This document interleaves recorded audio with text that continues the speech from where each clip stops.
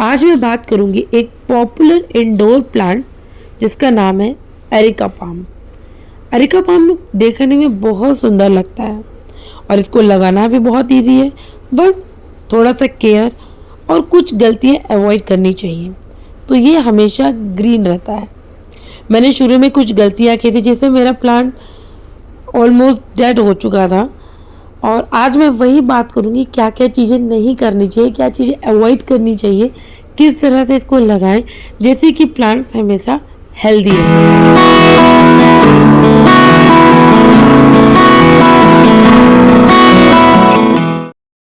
सबसे पहले नर्सरी जाके प्लांट्स का चुनाव करना ही सबसे इम्पॉर्टेंट होता है। लेकिन हम लोग अक्सर क्या करते हैं, बड़े बड़े प्लांट्स ले आते हैं या फिर पॉट का साइज से ज़्यादा बड़े प्लांट्स ले आते हैं। रिजल्ट क्या होता है, प्लांट्स के आसपास की रूट्स जो बनती है वो ख़राब हो जाती है और स्पेस नहीं बनने के चक्कर में इसकी ग्रोथ भी रुक जाती है। तो इसलिए हमेशा ऐसे प्लांट लीजिए जिसका साइज पॉट के हिसाब से बैलेंस्ड हो ताकि रूट इजीली स्प्रेड हो सके और प्लांट हेल्दी रहे। मैं आपको यहाँ चार्ट बना के दे रही हूँ जिसमें कि प्लांट का साइज के अकॉर्डिंग उसके पॉट क्या हो वो आप पॉज करके वीडियो देख सकते हैं। नर्सरी से एरिका पाम लेते वक्त छोटा हेल्दी प्लांट लें जिसका साइज पॉट के अकॉर्डिंग हो। बहुत बड़ा प्लांट छोटे पॉट में मत लगाएं और बहुत छोटा प्लांट एक्स्ट्रा बड़े में भी नहीं लगाना चाहिए। प्लांट को पॉट में 1-2 साल से आराम से ग्रो होने दें, फिर रिपॉट कर दें। इससे रूट स्ट्रांग होती है और प्लांट्स हेल्दी रहता है।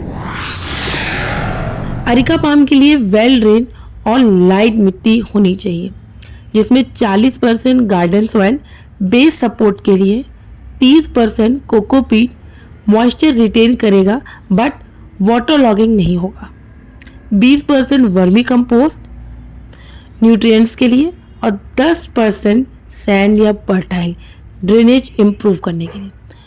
एक चीज़ और, आप किसी भी पॉट में इसको लगा सकते हैं।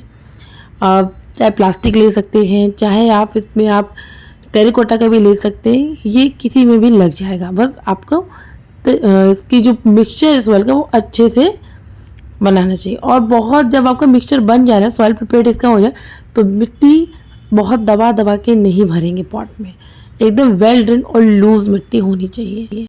एक चीज़ जो हमेशा मैं कहती हूँ, कोई भी पॉट का सिलेक्शन करें उसमें ड्रेनेज होल्स ज़रूर बनाएं, ज़रूर होने चाहिए। तो चलिए आगे बढ़ते हैं, बात करते हैं फर्टिलाइजर। मैं यहाँ पे कुछ स्केड्यूल बना के दे रही हूँ सीज़न वाइज, जो शॉर्ट एंड फ्रेंडली फॉर्मेट होगा कि किस सीज़न में आप एरिका पाम लगा रहे हैं उसके अकॉर्डिंग कौन सा फर्टिलाइज़र देना चाहिए, कितने फ्रीक्वेंसी में देना चाहिए। तो यहाँ पे मैं एक स्केड्यूल में दे रही हूँ, आप यहाँ वीडियो पॉज करके देख सकते हैं। जैसे स्प्रिंग में फरवरी से मार्च में वर्मी कंपोस्ट फर्टिलाइज़र देना चाहिए, समर से अप्रैल से जून तक में, ऐसे ऐसे करके पूरा मैंने यहाँ पे स्केड्यूल दिया है। और ध्यान रहे जब भी आप फर्टिलाइज़र दें तो हमेशा हल्का सा पानी ऊपर से ज़रूर दें। तो चलिए बात कर लेते हैं वाटरिंग की।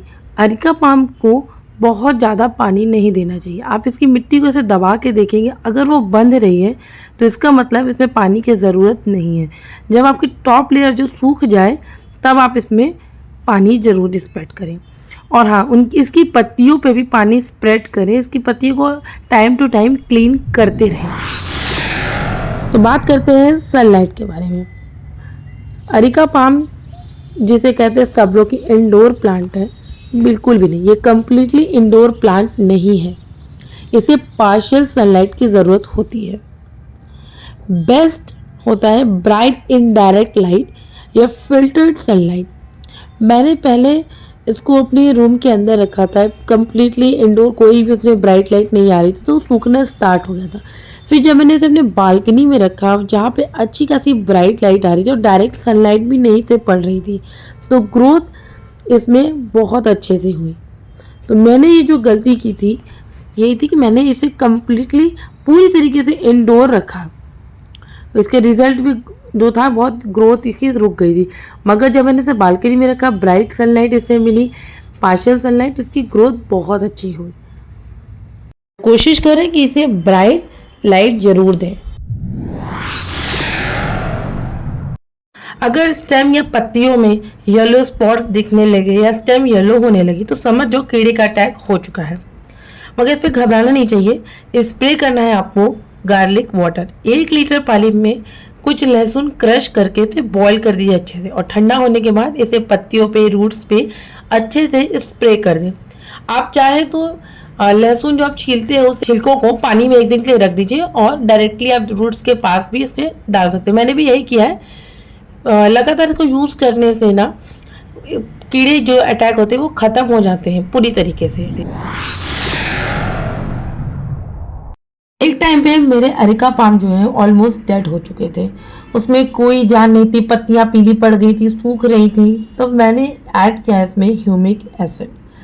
ह्यूमिक एसिड प्लांट बूस्टर है, ये रूट्स को स्ट्रॉन्ग करता है, ग्रोथ को भी बढ़ाता है। मगर ये ध्यान रखना है कि इसे बहुत ज़्यादा अमाउंट में नहीं देना है, डायरेक्टली नहीं देना है।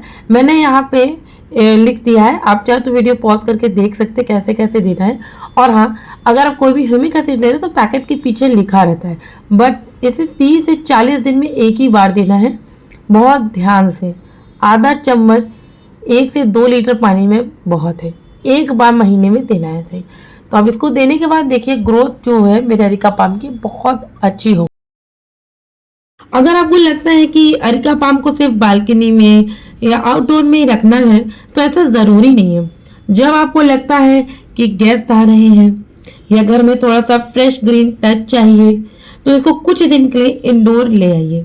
मैं यही करती हूँ, जब मेरे गेस्ट आते हैं तो मुझे बहुत अच्छा लगता है कि ऐसे अरेका पाम को घर में अंदर लगा दो तो बड़ा सुंदर सा लगता है, घर एलिगेंट सा लगता है। तो मैं कुछ दिन के लिए रूम के अंदर लगा देती हूँ। मगर ये याद रखना है कि इसको बीच बीच में सनलाइट में ले जाना ज़रूरी है ताकि प्लांट्स हेल्दी रहे, और बहुत ज़्यादा डायरेक्ट सनलाइट में भी नहीं देना है। तो मैंने पूरी कोशिश की है कि इस वीडियो के थ्रू आपको बताऊं कि अरेका पाम की कैसे केयर करते हैं। जो जो मैंने गलतियां की वो भी मैंने आपसे शेयर किया है। आई होप ये वीडियो आपको समझ में आई हो। मैंने एक एक छोटे छोटे पॉइंट्स को कोशिश किया कि पूरी कवर करूं। अरेका पाम की ग्रोथ वाकई में मेरी एकदम एकदम ना के बराबर थी, बट मैंने कुछ जो टिप्स जो आपको मैंने बताया वही फॉलो किया, और जिससे कि अरेका पाम बहुत अच्छे से ग्रो कर रहा है। तो ये थी आज की वीडियो।